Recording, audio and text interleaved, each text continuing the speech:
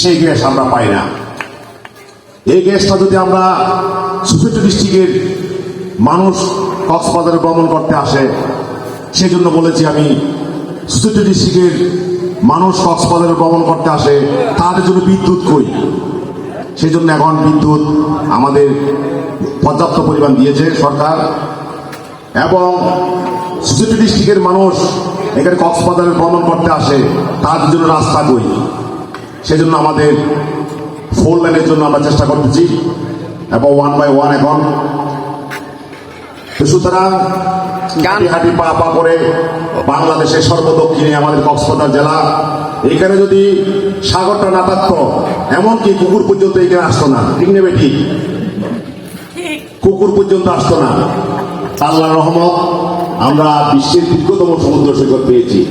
আচ্ছা আচ্ছা দাদা, এখন আমরা আর এই বক্তব্য শুনবো না। আমরা কিন্তু এই যে কুটুমবাড়ি আছি, কুটুমবাড়ির প্রশংসাই শুনবো। এর এত সুন্দর একটা প্লেস করেছে যে মানে যিনি আপনার বন্ধু মনে হয়, তো এত সুন্দর প্লেসটা যে মানুষের জন্য সুব্যবস্থা করেছে বসার, এবং সুন্দর একটা কক্সবাজার সুন্দর একটা খাবার বসার জন্য একটা ব্যবস্থা করে দিয়েছে মানুষের জন্য। তো এই বিষয়ে কিছু বলেন না? তা না, গানে গানে বললে একটু ভালো হতো, কিন্তু আপনি আমাকে যদি একদম সাগরের মানে 5 ঢেউর বাইরে পার করে দেন, আমি তো পারবো না রে ভাই। পারবে না? তাহলে আপনি তো মনে করেন এমনি গানে গানে বলবেন না, তাহলে কবির ভাষায় বলেন। প্রচারে প্রসারে বলে গেছেন এ যুগের শেষ নবী, মক্কা থেকে মদিনায় হিজরত করেছিলেন আপন বেশে তিনি। হ্যাঁ, সুতরাং আমি বলতে চাই, কেউ অদম না, সবাই উত্তম হয়ে জন্ম নিয়েছে। একটু নজর দিলে বোঝা যায় এই কানাই বাবু কিভাবে সংসার চালায়। বাহ, এই কানা বাবু অন্ধ, সেই তারও বাল বাচ্চা আছে, ছেলে মেয়ে আছে, তার ছেলেও লেখাপড়া করে।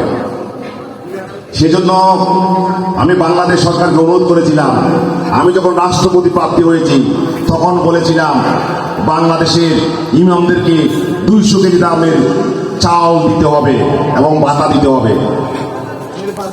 এখন আমাদের কক্সবাজার জেলাতে যিনি ইমাম সাহেবের সভাপতি আছেন, ইমাম সমাজের এই কামাল হুজুর বলেছেন, এটা নিয়ে আমরা জোর দাবি জানাচ্ছি।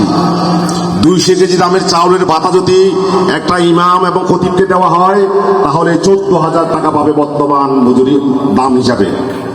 সুতরাং 14,000 যদি সেই ইমাম সাহেব পায়, হুজুরে পায়, খতিব পায়, তাহলে তাদের বাল বাচ্চা আছে, তাদের সংসার আছে, তারা খুব সুন্দর করে চলতে পারবে।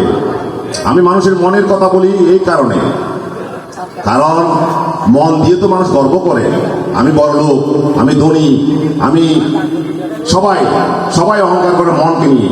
তো মনের মাঝে আমি আছি। পৃথিবীতে 400 কোটি মানুষের মন জয় করার জন্য জন্ম নিয়েছি, এই জন্ম বিদায় যেতে দেব না।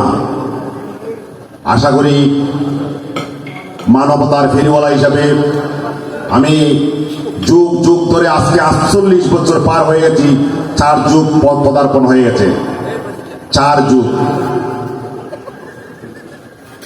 আশা করি আমি যে মঞ্চে দাঁড়িয়ে কথা বলছি সেটা হচ্ছে আমাদের নুরুল কবির পাশা অথবা পল্লব ভাই, যিনি এখন পর্তুগালে টুরিস্ট প্রশিক্ষণ নিয়ে কাজ করতেছে এবং ইউরোপে অবস্থান করতেছে। তার রুচি, তার সাধনা, তার কৃতিত্ব আমি বলেই বুঝাতে পারবো না। কেন? কারণ সেই মঙ্গল সাইজ, মঙ্গল শব্দের অর্থ হচ্ছে ভালো, সেই ভালো বলেই আজকে এতটুকু হাঁটি হাঁটি পা পা করে এতটুকু দাঁড়িয়ে এসেছেন। এবং তার সহধর্মিনী যিনি আছেন, তিনি অক্লান্ত পরিশ্রম করেন, তিনি আমার স্নেহের আপু, সেও চেষ্টা করতেছে, সে অর্ধাঙ্গিনী হয়ে, পল্লব ভাইয়ের অর্ধাঙ্গিনী হয়ে সেই চেষ্টা করতেছে স্বামীর স্মৃতি এবং স্বামীকে একটু ঊর্ধ্বগতিতে এবং উপরে উঠানোর জন্য। সুতরাং আজকে আমরা এই পল্লব ভাই হচ্ছে আমাদের টোয়াক, কক্সবাজার টোয়াকের সম্মানিত সাধারণ সম্পাদক নুরুল কবির পাশা। তিনি অত্যন্ত গণতান্ত্রিকভাবে এবং বিপুল ভোটের ব্যবধানে সেই জয়লাভ করেছেন। সেখানেও আমার পল্লব ভাইয়ের সহধর্মিনীর অবদান আছে, যিনি আমি রাজসাক্ষী, এবং আমিও কক্সবাজার টোয়াকের সম্মানিত সদস্য হিসাবে আমি নিজেও তাকে ভোট প্রদান করেছি। কারণ সেই মঙ্গলরা মানুষ লাভ করতে না পারলে ক্ষতি করে না, এটা হচ্ছে মঙ্গলের স্বভাব। ধন্যবাদ।